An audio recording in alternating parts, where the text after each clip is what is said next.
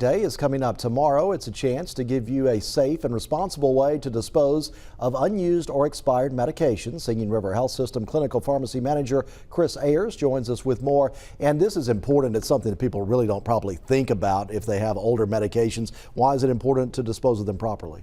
Well, just like you said, if you've got unused or expired medications in your home, there's always a danger of those getting in the wrong hands. We often think of opioids, pain medications, and the issues that we have with the opioid crisis, but people don't think about just other prescription medications.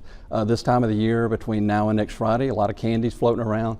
To a small child, some of these pills, some of these capsules can actually look like a candy. And so you certainly don't want a small child to get into your medicine cabinet or medicine drawer, ingest that and lead to harm. So it's important that we get these medications disposed of properly so that they don't fall into the wrong hands. And what about expired medications? If anyone would take an expired medication that's been it's out of use for a long time, what's the danger with that? Well, I know that people like to hang on to medications. First off, if you have them left over, you probably didn't take them appropriately the first time.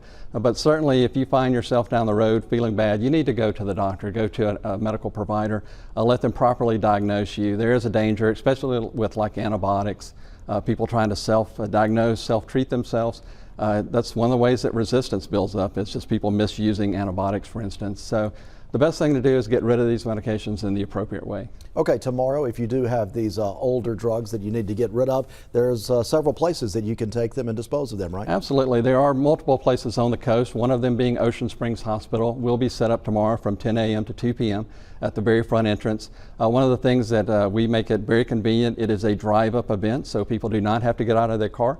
They can simply drive up. We will have students from the William Carey School of Pharmacy on hand, as well as our own Singing River Police Department and the DEA representation to make sure it goes safely, smoothly. But you can simply drive up, roll down your window, hand us the medications. There are no forms to fill out. There are no questions to answer. We will take them. And then at the end of the event, we turn them all over to the DEA and they destroy everything properly. So you don't have to worry about taking labels off bottles or anything. Just bring them to us and we will take care of them. And it doesn't get much easier than that. And as far as law enforcement does partner with this, why is that necessary? Well, in order to take medications, especially controlled substances, into possession, it has to be an actual law enforcement agency. So that's the reason we will have our own Singing River Police on hand, as well as the DEA.